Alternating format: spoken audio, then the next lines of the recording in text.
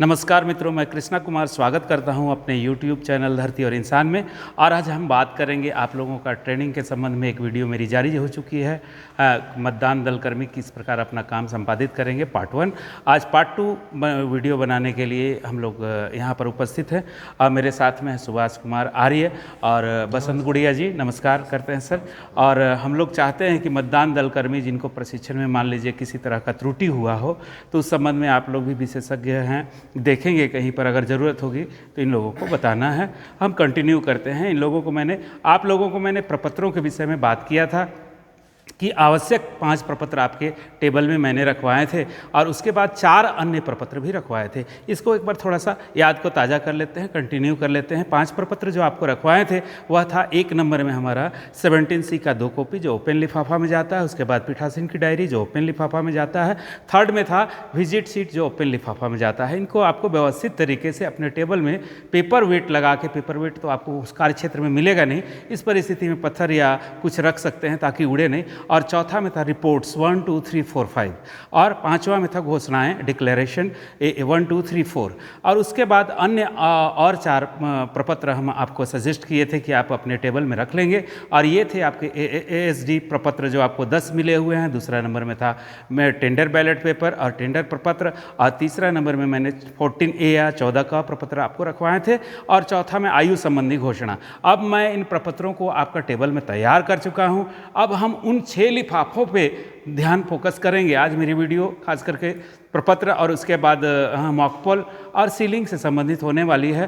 तो ये जो 4 अन्य और 5 आवश्यक जो कि किसी न किसी परिस्थिति में आपसे ये काम संपादित करेंगे, अन्यथा की स्थिति में आपकी जो मटेरियल जमा नहीं होगी।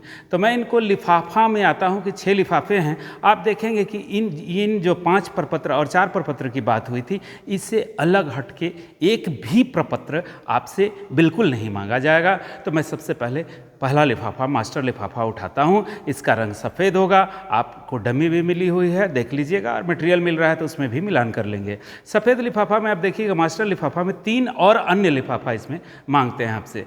और 3 लिफाफा में यानी कि 3 तरह के प्रपत्र होंगे। तो पहला लिफाफा हम उठाते हैं, जो पहला मास्टर लिफाफा का ए में मांग रहा है आपका 17C। और इसके विषय में बात हो चुकी है कि 17C का 2 कॉपी खुला लिफाफा में, पहला लिफाफा में आप डाल देंगे, आपका लिफाफा हो जाएगा तैयार। दूसरा मास्टर लिफाफा के नीचे बी नंबर हम उठा रहे हैं। इसमें आपसे मांगा जाएगा reports 1 2 3। Report 1 mock poll certificate, report 2, report 3। इसके विषय में काफ़ी बातें हो गई है पहली वीडियो में, इसमें बातें करने की आवश्यकता नहीं है। और तीसरा लिफाफा जो है आपका ये है काला रंग का लिफाफा, जिसमें आप मॉकपोल कराते हैं। उसके बाद जो पर्ची आपका वीवीपैट से निकलता है उसको इसमें डालना है। आप पर्ची किस प्रकार से आप डालेंगे एक बार मैं दोहरा देता हूँ आपके काम को थोड़ा सा सहूलियत करने के लिए, कि पर्ची के पीछे तरफ मॉकपोल का मुहर मिला होगा। मॉकपोल का मुहर आप लगाएंगे। इसको किस तरह से रबड़ बैंड में लगा देंगे। 50 या 52 मॉकपोल आपने कराया है और ट्रायल जो 7 निकला है उसको अलग रबड़ बैंड में लगा देंगे। 2 तरीका से यहाँ पर सीलिंग का काम होगा। काला लिफाफा में एक तो पिंक पेपर सील से सील करते हैं, दूसरा मेटल सील भी लगेगा। तो इस तरह से हमने देखा पहला लिफाफा मेरा तैयार, जिसमें क्या है, पहला है 17C का 2 कॉपी, सेकंड में रिपोर्ट्स 1 2 3 और तीसरा में हमारा है वीवीपैट का पेपर पर्ची जो गिरता है, काला रंग का लिफाफा। हम दूसरा मास्टर लिफाफा उठाते हैं। दूसरा मास्टर लिफाफा, और जैसे ही आप उठाएंगे इसमें सबसे पहले आपसे मांगा जाएगा पीठासीन पदाधिकारी की डायरी। गुड़िया सर थोड़ा सा ध्यान रखिए, कहीं पर हम थोड़ा सा अगर मिस्टेक करें तो थोड़ा सा इशारा कर दीजिएगा, ठीक है, ताकि जो मेरे व्यूअर्स हैं उनको इस कहीं पर हम कन्फ्यूज़न में न डाल दें। इसलिए जज के रूप में हम 2 मास्टर ट्रेनर को साथ में रखे हुए हैं। इन लोगों से रिक्वेस्ट करके थोड़ा साथ में बैठाएं इनको। तो दूसरा मास्टर लिफाफा का बात कर रहे थे, इसमें 4 तरह के प्रपत्र या 4 तरह के लिफाफे आपके आने वाले हैं।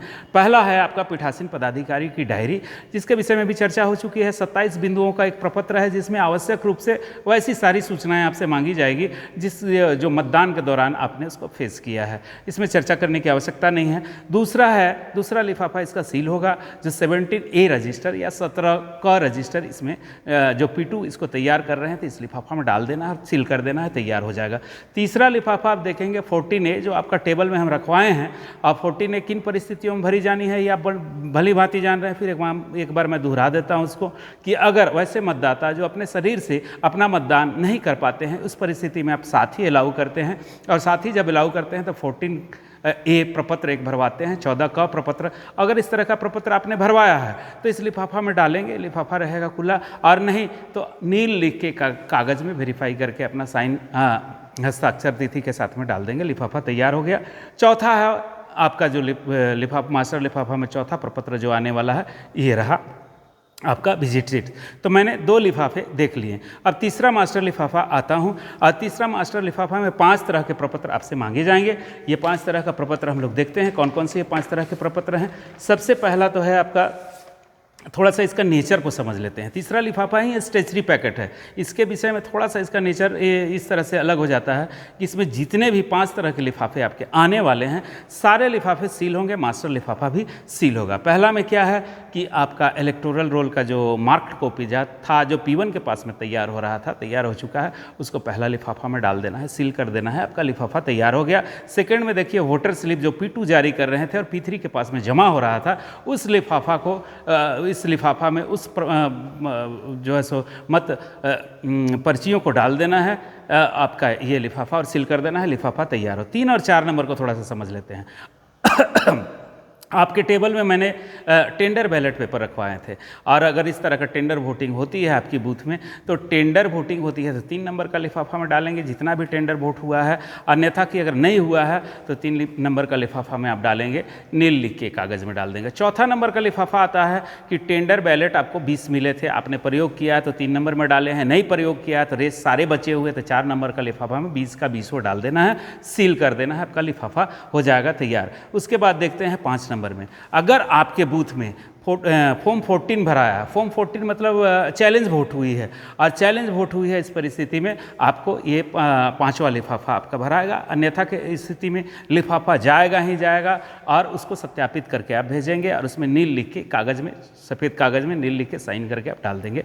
तो ये तीसरा महत्वपूर्ण आपका लिफाफा बन के तैयार हो गया। और चौथा लिफाफा के विषय में हम आ रहे हैं, और इस लिफाफा का रंग सफ़ेद है, और इसमें देखिएगा कि खुला लिफाफा बोलता है, तो खुला मतलब खुला इस तरीक़े से नहीं कि हल्का सा आप इसमें गोंद जरूर लगाएंगे, अन्यथा की स्थिति में हो सकता है, संभावना रहता है कि प्रपत्र यहाँ से वहाँ ना हो जाए। इसका रंग पीला है, इसमें 11 तरह के लिफाफे, ये मास्टर लिफाफा के अंदर में लिफाफे आने वाले हैं, यानी कि 11 तरह के प्रपत्र आने वाले हैं। 11 देख के बिल्कुल नहीं घबराने की आवश्यकता है, हम लोग आ करके देखते हैं, एक एक करके उठाएंगे 11 मास्टर लिफाफा के आने वाले अंदर के लिफाफों पर और विचार करेंगे। देखिएगा आसानी से आपको बिल्कुल घबराने की आवश्यकता नहीं है, आपका टेबल में बिल्कुल ये 11 प्रपत्र भी तैयार मिलेंगे। तो सबसे पहले इसमें उठाएंगे कि आपको चिन्हित प्रति के अलावे मतदाता सूची की और 3 प्रतियां मिली थी, आपको पहला लिफाफा में डाल देना है उसे, और हल्का सा गोंद लगा देना है, आपका लिफाफा हो गया तैयार। दूसरा नंबर का लिफाफा आप देखिएगा, मैं थोड़ा सा सपोर्ट के लिए रखा हुआ मटेरियल कि फॉर्म 10 कब आता है। फॉर्म 10 किस परिस्थिति में आपका टेबल में स्वाभाविक रूप से ये जमा होगा। कैसे जमा होगा? जब एजेंट आपके जो बूथ में आते हैं तो फॉर्म 10 लेके आएंगे, और फॉर्म 10 लेके आएंगे, वेरिफिकेशन आप करेंगे, वेरिफिकेशन करके क्या करेंगे, इसको अगला कागजात के तौर पर पेपर वेट लगा के आपको रख देना है। तो ये अगर फॉर्म 10 आपके टेबल में उपलब्ध है तो इस लिफाफा में डालिए, अगर एजेंट नहीं आए हैं, उपलब्ध नहीं है, तो अन्यथा की स्थिति में नील लिख के डालेंगे। ठीक है। तीसरा नंबर में है डीसी का, इसकी बिल्कुल ही संभावना नहीं है। सारे कर्मी हम लोग जो आपके तरह चाहे हम हैं, सारे कर्मी हम लोगों ने फॉर्म 12 भरा है, और हम लोगों के लिए क्या है, पोस्टल बैलेट इशू हो गया और अपने अपने मतदान केंद्रों में जाके पोस्टल बैलेट के द्वारा हम लोग ने मतदान कर लिया है, इसलिए इसकी संभावना न्यूनतम है, नील ही जाएगा ये लिफाफा। 4 नंबर का हम लिफाफा निकाल के देखते हैं, पीला लिफाफा।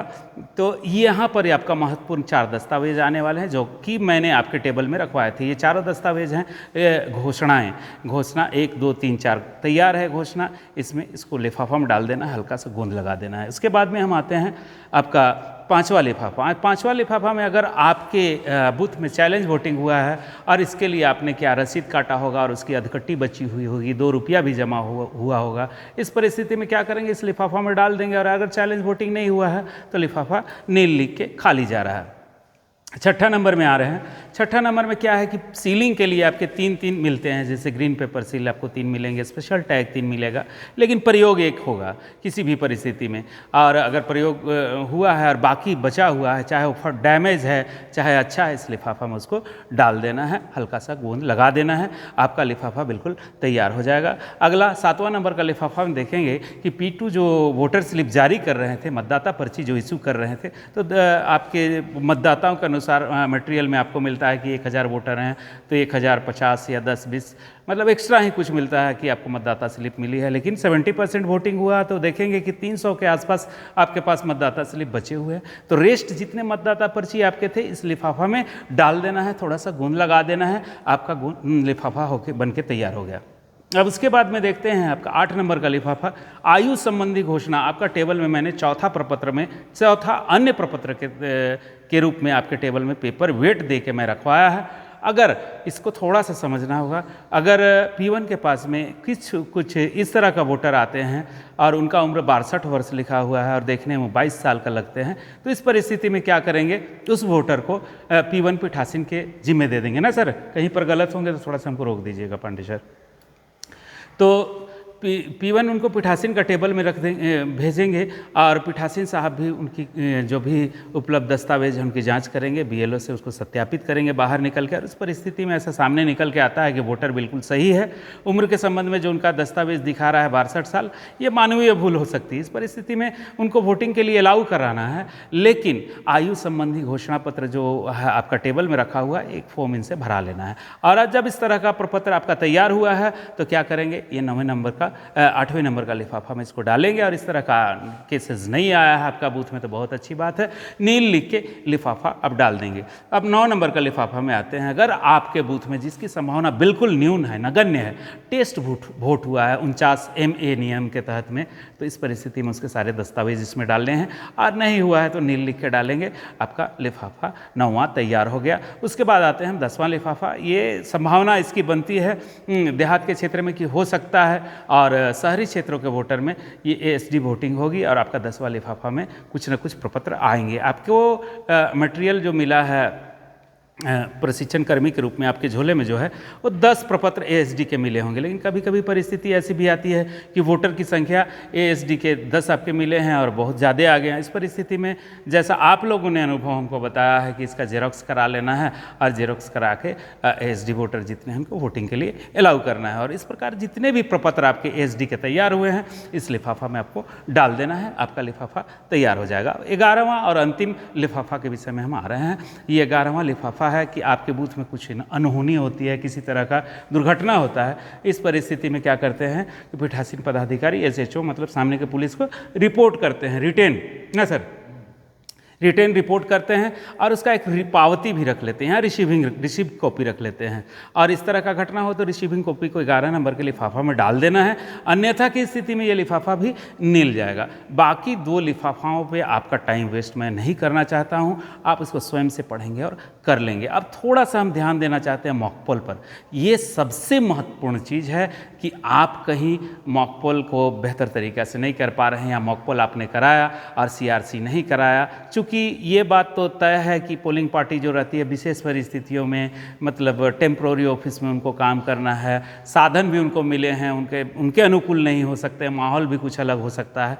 और इन्हीं परिस्थितियों में क्या करते हैं, कभी कभी कोई पोलिंग पार्टी ऐसा भूल हो जाता है कि उन्होंने मॉक पोल क्लियर नहीं करवाया और उसी में मतदान कंटिन्यू कर दिया। अब परिस्थिति क्या होती है, उस परिस्थिति में तो बूथ की गिनती नहीं हो पाती है, और क्या होते हैं कि पोलिंग पार्टी फंस जाते हैं। तो इस सिचुएशन से बचने के लिए एक छोटा सा टिप मैं आप लोगों को देना चाहता हूँ, एकदम बिल्कुल प्रैक्टिकल चीज़ बताना चाहता हूँ। जैसे इसको थोड़ा सा एग्जांपल भी लेते हैं। जैसे कि आप घर से निकलते हैं और आपको कुछ काम दिया जाता है कि आप ऑफिस से लौटते समय दवा ले आएंगे, सब्जी ले आएंगे, ये ले आएंगे, वो ले आएंगे। तो कभी कभी आप लौटते हैं तो देखेंगे कि आपको जितना चीज़ बताया गया है उस चीज़ में कुछ न कुछ एक चीज़ मिस्टेक हो जाता है। बिल्कुल मॉक पोल भी उसी तरीक़ा से हम तब आगे आप इसको क्या करते हैं, प्लान करते हैं, और जितना काम आपको दिया जाता है उसको एक कागज़ में लिख लेते हैं और काम को संपादित करते जाते हैं और उसको टिक कर जाते हैं। बिल्कुल इसी तरह से एक फ्लो चार्ट आप बना लें, छोटा सा फ्लो चार्ट, हालांकि डमी मटेरियल में आपको दिया हुआ है लेकिन काफ़ी लंबा है वो। तो एक छोटा सा क्या मॉक पोल फ्लो चार्ट बना ले। उसमें सबसे पहले लिखिए कि मैंने मशीन 5 बजे कनेक्ट किया। दूसरा में लिखिए एजेंट आ गए थे, है ना, एजेंट का फॉर्म 10 मैंने लिया। उसके बाद तीसरा में आप लिखिए मॉक पोल मैंने चालू किया 5:30 बजे, ठीक। और जैसे जैसे ये काम होगा आप पढ़ मैं जानता हूँ कि आप ये सारा चीज़ जानते हैं, लेकिन सावधानी के लिए जैसे आप काम करेंगे, जैसे मशीन कनेक्ट किए तो आप मॉक पोल जो फ्लो चार्ट बनाया उसको टिक कर दीजिए। एजेंट आ गए हैं, उसका जो फॉर्म 10 आपने ले लिया तो उसको भी टिक कर दें। उसके बाद थर्ड स्टेप है कि मॉक पोल आपने प्रारंभ किया, ठीक है, उसको भी टिक कर दें। उसके बाद है कि मॉक पोल आपकी समाप्ति हुई और CRC हो गया और आपने शून्य बटन दबाया। बिल्कुल मैंने शून्य बटन दबा के मैंने टोटल बटन दबा के शून्य मतदान देखे, CU में का टोटल बटन दबा के शून्य मतदान देखे। इसको आवश्यक रूप से एकदम लिखेंगे और खुद से आप CU का टोटल बटन दबा कर देखेंगे और जब शून्य मतदान दिखाएगा तो ये लास्ट फ्लो चार्ट आप जो है सो टिक कर लेंगे। ये एक छोटा सा टिप है जो कि काम करते समय थोड़ा सा भी संभावना नहीं रहता है कि आप कहीं पर गलती करें और आपका काम संपूर्ण हो जाता है। तो इस प्रकार से सफलतापूर्वक आप जो है सो मॉक पोल भी करा लेंगे और मॉक पोल जैसे ही कराते हैं मॉक पोल सर्टिफिकेट भी पढ़ के आप लोग भर लें। अब मैं थोड़ा सा बात करता हूँ P1, P2, P3 का और उसके बाद सीलिंग के विषय में बात करेंगे। आपने कनेक्शन भी करा लिया, मॉक पोल भी करा लिया, बाकी सारे प्रैक्टिसेस करा लिए। P1 लाल स्याही का प्रयोग करेंगे, आप जान रहे हैं, फिर भी एक बार दोहरा देता हूँ। कहीं कहीं पर यह शिकायत मिलती है कि विभाग के द्वारा जो हमारे सामग्री आवंटित की जाती है उसका पेन सूखा हुआ रहता है, तो 5 रुपये का एक पेन आप रख लेंगे। लाल स्याही से यहाँ काम करना है। P2 को 3 तरह का काम करना है। 17 एक रजिस्टर के प्रभारी हैं वो, मतदाता पर्ची भी उनको इशू करना है, स्याही भी लगानी है और P3 को बैलेट देना है। अब देखेंगे इस प्रकार से आप काम करते हैं तो फिर 5 बजता है, 5 बजता है तो बाकी सारी संभावनाओं पर चर्चा हो ही चुकी है। और इस परिस्थिति में आप क्लोज बटन दबाएंगे और क्लोज बटन दबा के सीलिंग करेंगे और देखिएगा आपका काम एकदम पूरा हो गया। तो मित्रों, ये बातें मैंने आप लोग को इस वीडियो में बताने का प्रयास किया, इसको ज़रूर सुने। अगर वीडियो अच्छा लगता है तो मेरे चैनल धरती और इंसान को सब्सक्राइब कर लेंगे। वीडियो